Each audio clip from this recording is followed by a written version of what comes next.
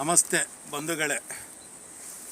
ಈ ದಿನ ವನ್ಯಜೀವಿಗಳಿಗೆ ಆಹಾರ ಹಾಕೋಕೆ ಅಂತ ಕೆಲವು ಬೇರೆ ಅರಣ್ಯಗಳಿಗೆ ಮತ್ತು ಕಾಡು ಗುಡ್ಡಗಳಿಗೆ ನಾನು ನಮ್ಮ ಸ್ನೇಹಿತರು ಕೂಡ ಈ ದಿನ ಒಂದು ಪ್ರವಾಸಿಯಾದಂಥ ಸ್ಥಳಕ್ಕೆ ಬಂದಿದ್ದೇವೆ.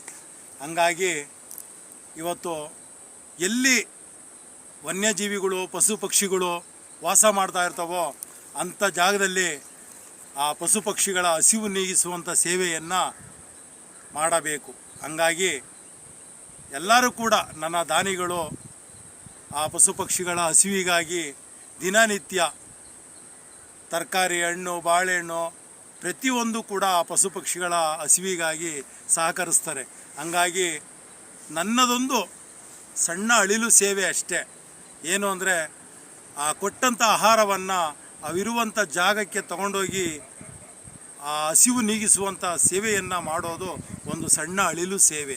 ಹಂಗಾಗಿ ಬಂಧುಗಳೇ, ದಿನನಿತ್ಯ ನಾನು ನನ್ನ ಸ್ನೇಹಿತರು ಕೂಡ ಈ ಕೆಲವು ಅರಣ್ಯಗಳಿಗೆ ಹೋಗ್ತಾ ಇರ್ತೀವಿ.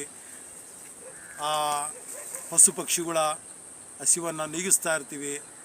ಇಂಥ ಸೇವೆಗಳನ್ನ ದಿನನಿತ್ಯ ಮಾಡ್ತಾಯಿದ್ದೀವಿ. ಹಂಗಾಗಿ ಪ್ರತಿಯೊಬ್ಬರು ಕೂಡ ಈ ಪಶು ಪಕ್ಷಿಗಳನ್ನ ಸಂರಕ್ಷಣೆ ಮಾಡುವಂಥ ಕೆಲಸ ಆಗಬೇಕು. ಯಾಕೆ ಅಂದರೆ ಮುಂದಿನ ಪ್ರಕೃತಿ ಉಳಿವಿಗಾಗಿ ಮರಗಿಡ ಬೆಳೆಸೋದಾಗಿರ್ಬೋದು, ಪ್ರಾಣಿ ಪಕ್ಷಿಗಳನ್ನ ಸಂರಕ್ಷಣೆ ಮಾಡುವಂಥದ್ದಾಗಿರ್ಬೋದು, ಇಂಥ ಕೆಲಸಗಳನ್ನ ಪ್ರತಿಯೊಬ್ಬರು ಮಾಡಬೇಕು. ಏಕೆಂದರೆ ನಾನು ಒಬ್ಬ ಮಾಡ್ತೀನಿ ಅಂತ ಹೋದರೆ ಅದು ಆಗಲ್ಲ. ಹಂಗಾಗಿ ಮಾಡುವಂಥವ್ರಿಗೆ ಸಹಕಾರ ಕೊಡಬೇಕು. ಮಾಡೋಕ್ಕೆ ಸಮಯ ಸಿಗದೇ ಇರುವಂಥವರು ಒಂದಷ್ಟು ಸೇವೆ ಮಾಡುವಂಥ ಉಳ್ಳವರನ್ನು ಅವರಿಗೆ ಸಹಕಾರ ಕೊಟ್ಟು, ಯಾವತ್ತೋ ಒಂದು ದಿನ ರಜೆ ಇರುತ್ತೆ ನಿಮಗೆ, ಆ ರಜೆ ಇದ್ದ ದಿನ ಒಂದು ಅವರು 1 ಗಂಟೆ ಸಮಯ ಕೊಟ್ಟು ನಮ್ಮ ಜೊತೆ ಬಂದರೆ ನನಗೆಷ್ಟೋ ಒಂದು ಸಂತೋಷ ಆಗುತ್ತೆ. ಯಾಕೆ ನಾನು ಈ ಮಾತು ಏನಕ್ಕೆ ಹೇಳ್ತಾ ಇದ್ದೀನಿ ಅಂದರೆ, ಎಲ್ಲರಲ್ಲೂ ಆ ಪಶು ಪಕ್ಷಿಗಳನ್ನ ಸಂರಕ್ಷಣೆ ಮಾಡುವಂಥ ಮನೋಭಾವನೆ ಬರಲಿ ಅನ್ನೋ ಒಂದು ಕಾರಣಕ್ಕೋಸ್ಕರ ನಾನು ಪ್ರತಿನಿತ್ಯ ಈ ನನ್ನ ಸಾಮಾಜಿಕ ಜಾಲತಾಣದಲ್ಲಿ ಇದೊಂದು ವಿಡಿಯೋ ಅಪ್ಲೋಡ್ ಮಾಡ್ತಾ ಇರ್ತೀನಿ. ಏನಕ್ಕೆ ಅಂದರೆ ಮನವೊಲಿಕೆ, ಪ್ರತಿಯೊಬ್ಬರಿಗೂ ಮನವೊಲಿಕೆ ಆಗಬೇಕು.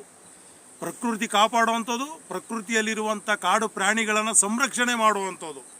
ಇವತ್ತು ಕಾಡು ಪ್ರಾಣಿಗಳು ಪ್ರಕೃತಿ ಉಳಿದ್ರೆ ನಾವು ಉಳಿಯೋಕ್ಕೆ ಸಾಧ್ಯ, ಇಲ್ಲಾಂದರೆ ಸಾಧ್ಯ ಇಲ್ಲ. ಅದಕ್ಕಾಗಿ ಪ್ರತಿನಿತ್ಯ ಪ್ರಕೃತಿ ಉಳಿವಿಗಾಗಿ ನನ್ನ ಸೇವೆ. ತುಂಬ ಧನ್ಯವಾದಗಳು.